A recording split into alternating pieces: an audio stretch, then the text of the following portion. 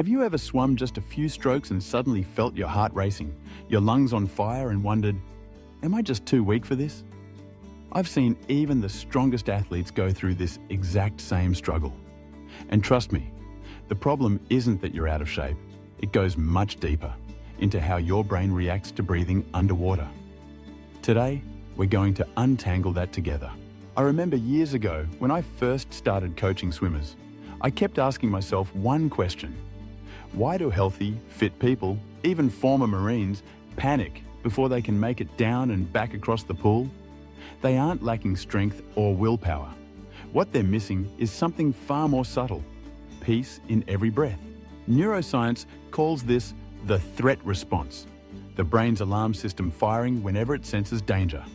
In the water, that survival instinct kicks in. You hold your breath, your heart pounds, your shoulders tense, and suddenly, you're no longer swimming to enjoy the water. You're swimming to escape fear. But swimming isn't meant to be a battle. It can be a moving meditation where every breath is a reminder that you are safe, calm, and completely in control. And to get there, you don't need bigger lungs or more muscle. You need to retrain your brain to understand that breathing underwater is natural, safe, even relaxing. In today's video, I'm sharing my 5 favorite exercises, the same ones I've used to help swimmers, from absolute beginners to pros, transform fear into freedom. This isn't just technique, this is an art. Exercise 1, alligator breathing. And this is where we start, not with some complicated drill or anything that demands endurance. We begin with the simplest thing, learning how to breathe like a child playing in the water. I want you to step into the shallow end of the pool, somewhere you feel completely safe. Plant your feet firmly on the bottom and let your body relax. Lower your face until your mouth just touches the surface of the water and start breathing just as you would on land. Right now, don't worry about arm strokes or kicking. Focus on one thing only, letting your brain feel that you still have plenty of air, even when you're right at the water's surface. Take a deep breath with your diaphragm. Feel your belly expand and exhale with a soft sigh, like you're letting go of stress. When you feel calm and comfortable, lower yourself a little more and allow a bit of water to touch your lips or even enter your mouth. This is an important step because when you swim freestyle for real, the water will always be right there. And instead of fearing it, you're teaching your brain, it's okay, I can still breathe. This is exactly what professional swimmers do when they reset their breathing technique. We don't rush into laps. We teach the body that the water isn't an enemy. It's just a new environment where breathing happens differently. And once you master this exercise, you'll feel, maybe for the first time, that you can breathe freely in the water.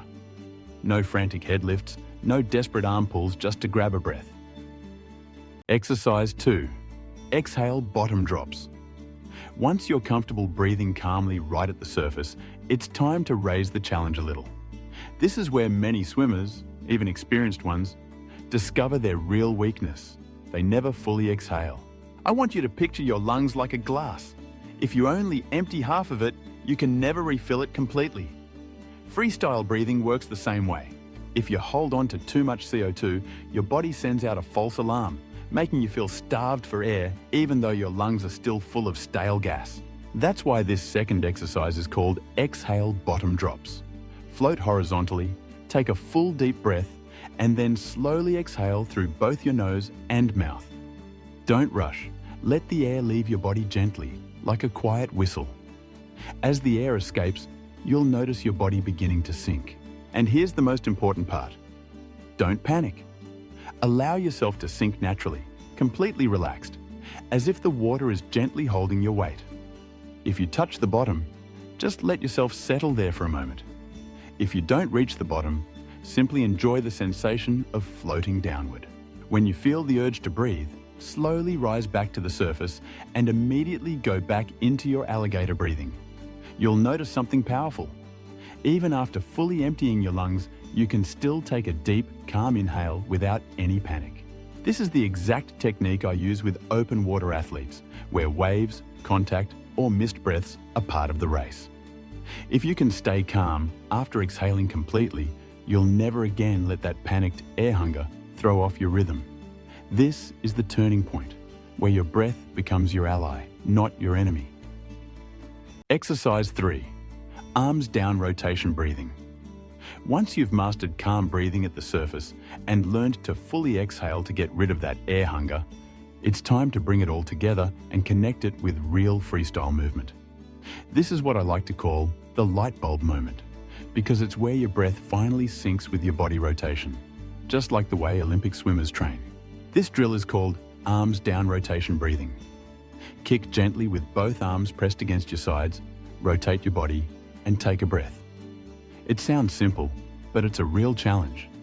Without your lead arm in front to stabilize you, every flaw in your breathing shows up instantly. If you lift your head too high, you'll feel your hips drop. If you delay your breath by even half a beat, you'll miss it. Start slow. Kick lightly, rotate your body, and let your head follow the rotation naturally. Don't force it.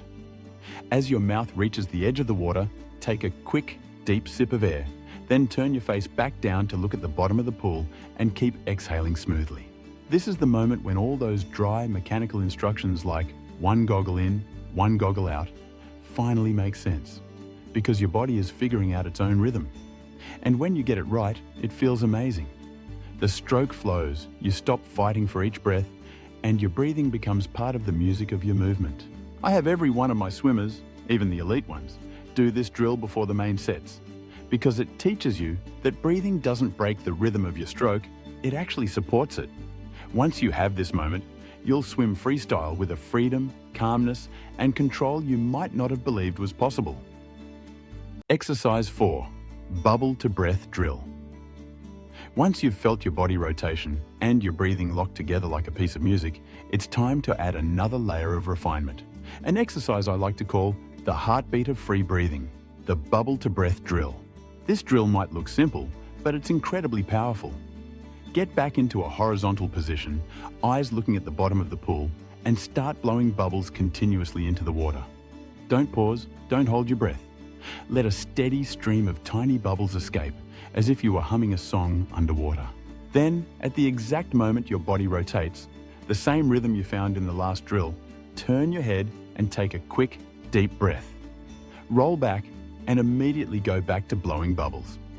The goal is to make exhaling so automatic that you stop holding on to CO2 too long. This is exactly what distance swimmers do. They keep a smooth, unbroken exhale so that every inhale feels free and full. You'll notice something fascinating.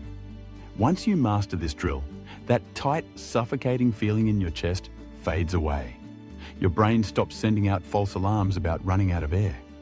Instead, it feels as if you're singing along with the water. Exhale, inhale, a calm, steady rhythm. This is the bridge that takes you from survival swimming to present moment swimming, where you're no longer fighting for breath but fully in control of it. Exercise 5. Snorkel drill. Once you've mastered a steady inhale-exhale rhythm with the bubble drill, it's time to bring in a powerful tool that helps you focus entirely on body technique, the snorkel. I know, some people think using a snorkel feels like cheating, but in the world of professional coaching, the snorkel is a secret weapon. It lets you separate learning your stroke mechanics from worrying about your breathing. This gives your brain space to focus completely on how your body glides through the water, on your hip rotation, your balance, and the smoothness of every movement. Here's how to do it. Put on the snorkel, relax your body, and swim at a slow, controlled pace. Don't think about turning your head to breathe. Just let yourself experience the flow of each stroke. Imagine you're meditating in motion. Then, as you grow more comfortable, gradually take the snorkel away and reintroduce natural breathing back into your swimming. This is a step many elite coaches use with their athletes, even at the highest levels. Because once you learn to move efficiently while your mind stays completely calm, adding the breath back in becomes effortless. No longer a desperate scramble for air, but simply part of your rhythm. And those are the 5 exercises that have completely transformed the way hundreds of my swimmers breathe. From first-timers stepping into the pool to seasoned competitive athletes. If you practice them patiently, step by step, you'll notice something almost magical. Your breathing becomes deeper, slower, calmer, and suddenly, freestyle is no longer an exhausting race against panic, but a rhythmic, meditative experience. Try spending the first 10 to 15 minutes of every swim session focusing just on your breathing before you jump into your main sets, and notice how it changes the way you feel in the water. I'd love to hear your story. That moment you realized breathing felt easy, or the first time you swam the whole length of the pool and came up calm, maybe even smiling. Share it in the comments so others can be inspired too. If you found this video helpful, give it a like, subscribe, and hit that notification bell. We'll keep exploring topics like improving body position, optimizing stroke rhythm, and building smart endurance. My goal is to help you swim not just faster, but freer, lighter, and happier. Thank you for spending this time with me today. I'll see you at the pool or in the next video.